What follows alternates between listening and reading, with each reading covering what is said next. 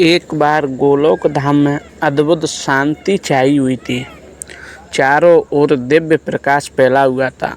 मंद मंद सुगंधित पवन बह रही थी। श्री कृष्ण अपनी मधुर मुस्कान के साथ विराजमान थे और उनके समीप बैठी थी उनकी अन्य प्रेमनी शक्ति श्री राधा रानी। राधा रानी के मन में उस दिन एक गहरा प्रश्न उठा।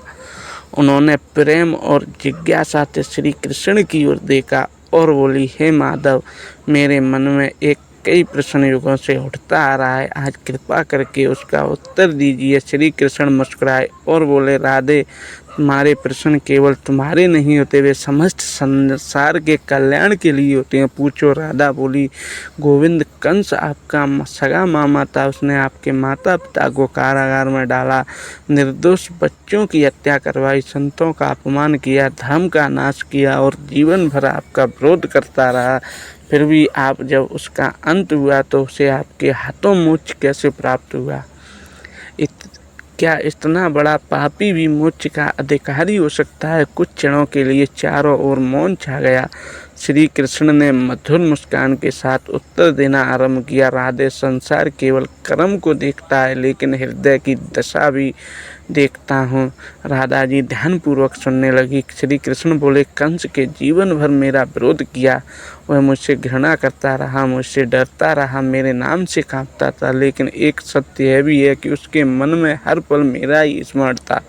सुबह उठते ही वह सोचता, कृष्ण कहाँ है? रात को सोते समय भी उससे यही भय रहता, कहीं कृष्ण आकर मुझे मार ना दे। उसकी हर सांस पर, हर चिंता और हर विचार में भी यही था।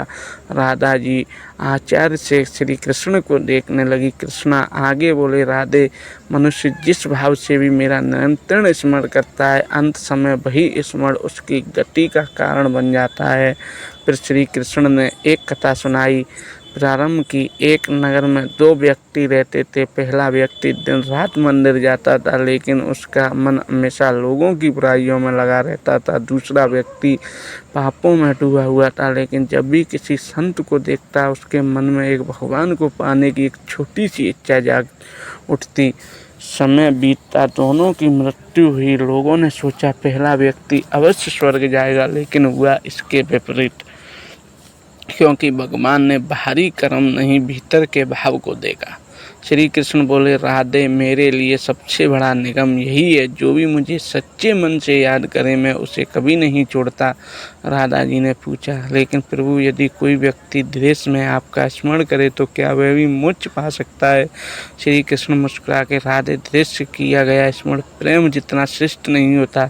प्रेम का मार्ग सर्वोच्चम है, लेकिन निरंतर स्मरण मन को अत्यंत मेरे पास ले आता है। इसलिए कंस को भी अंत समय में मेरे दर्शन मिले। फिर श्री कृष्ण ने कहा, इसलिए मैं संसार से कहता हूँ, यदि स्मरण करना ही है तो भय या घृणा से नहीं, प्रेम से करो, क्योंकि प्रेम से किया गया एक क्षण का स्मरण हजारों वर्षों से भय से कहीं अधिक महान है। श्री कृष्ण ने आगे कहा, राधे, इस संसार में सबसे दुर्लभ वस्तु मनुष्य का समय। जो मनुष्य अपना समय धन, क्रोध, ईर्ष्या और अंधकार में खो देता है, उसे अंत में खाली हाथ रह जाता है। लेकिन जो व्यक्ति दिन कुछ क्षण प्रेम से मेरा नाम लेता है, उसका जीवन धीरे धीरे प्रकाश से भर जाता है। राधा की आंखों में आंसू आए।